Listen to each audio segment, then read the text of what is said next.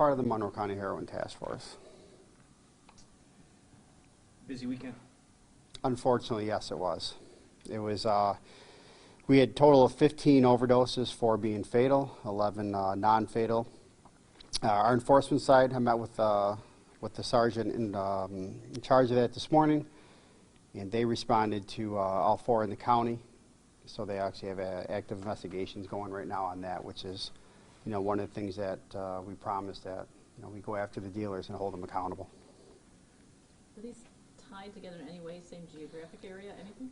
Zero. We have, none of them are under the same roof, so it's not like we could say that, you know, they purchase the same drugs, use it there. They're all different, different ages, all throughout the entire county. So we have no connection between any of them as of now, and it doesn't appear to be. Do you find that addicts chase, for lack of better terms, good dope if they hear it's in a certain area? Are they out looking? Is that maybe part of it? It's tough to say because, you know, back when this first came about, we'll go back like around 2015 or so, that was, you know, that was the case. They, you know, we had announced that there were several deaths here, you know, basically did that, you know, PSA about, hey, be careful, and, you know, you see an influx of people. Now it's just, you know, it's so readily available that you don't know what you're getting. No, is this all one person? I'm so sorry. It's okay. You were You're fine. Talking. Please start from the beginning of that sentence. Go ahead. I'm so sorry. Did not mean to do that. No, you're fine. I literally thought you were done. So the heroin, is this heroin or is it pills or is it a mixture of both? Fentanyl. I haven't I actually looked over the actual report itself yet, because what happens is every town and city submits the electronic form. It goes to our MCAC.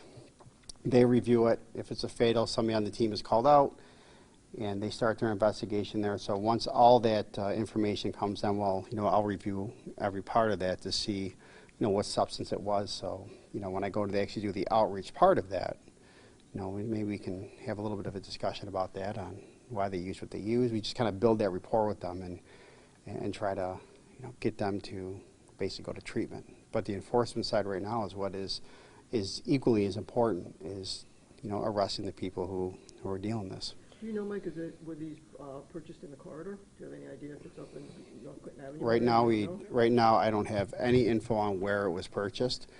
It's we know that 2 of them were actually, as we say, deliveries, meaning that it was brought to the person versus them actually leaving their home. So it was, you know, it was, the person delivered that product. So it's fentanyl? Most likely, yes. I mean, we haven't tested it. Were these throughout the county? Correct. Yeah, I believe 2 of them were in Henrietta, and I don't remember where the other two occurred. So those were the 4 fatals? The 4 fatals, yes. And you said there were 15 total? 15 total.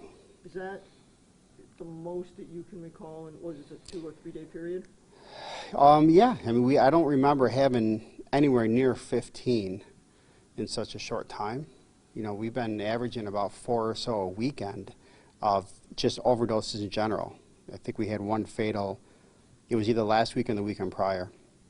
But, you know, having 4 of these being fatals over the weekend, that's a hard one to swallow on this one. Numbers have trended down. Numbers have been going down, absolutely. And the issue in hand here is, you know, let's take the drug dealer part out of it. Monroe County is so rich in resources. We have, hands down, some of the best treatment providers out there, from your grassroots right through the hospitals. But it's getting the people who are battling addiction to them, getting them in front of them. You know, and that's what will stop it. We can arrest every drug dealer in the world, more come about. So that's, you know, that's why we said in the release about, if you know somebody who's battling addiction, do everything you can to get them in front of the right people.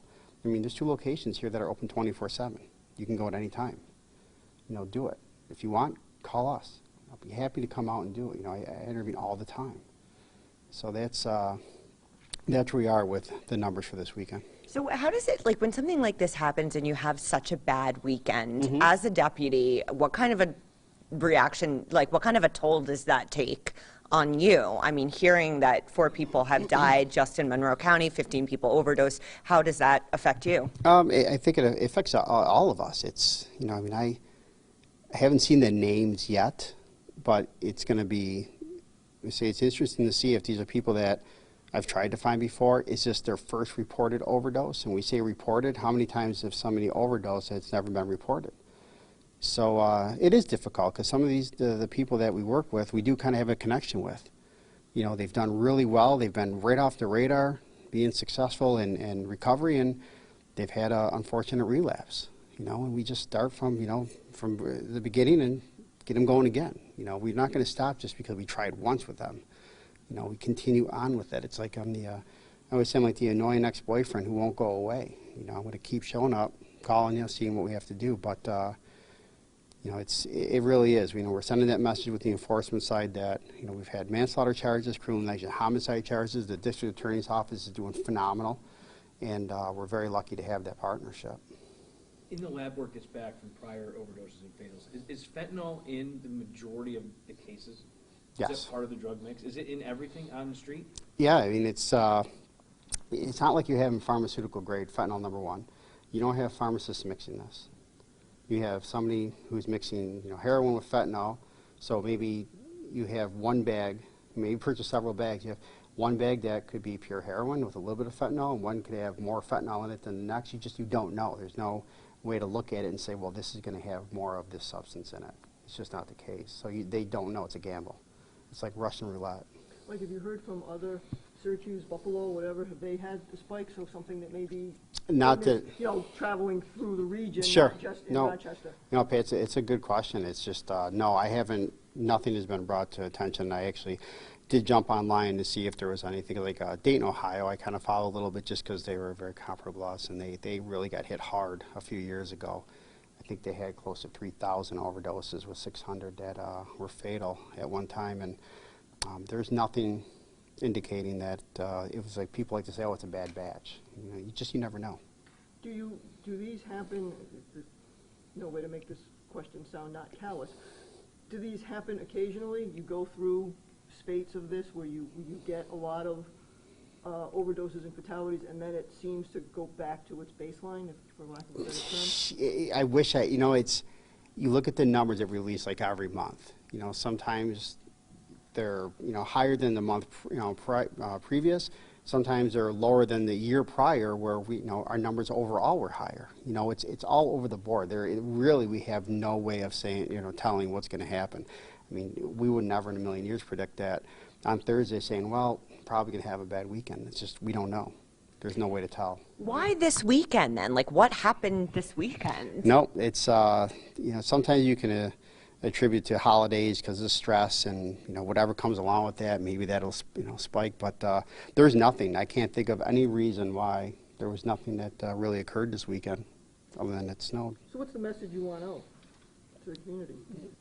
Again, is to get, if you have somebody that you know is struggling with any form of addiction, it doesn't even have to be heroin, it doesn't matter what it is. I mean, we have the resources to cover everything here. Get them help. You know, at least, you know, go to our website, the Monroe County Heroin Task Force. You know, you can go on there, and all the resources that we work with are all listed there. Okay. These people, again, in that community, do a wonderful job of following up, one, because I can send them information. We share the information with the health department.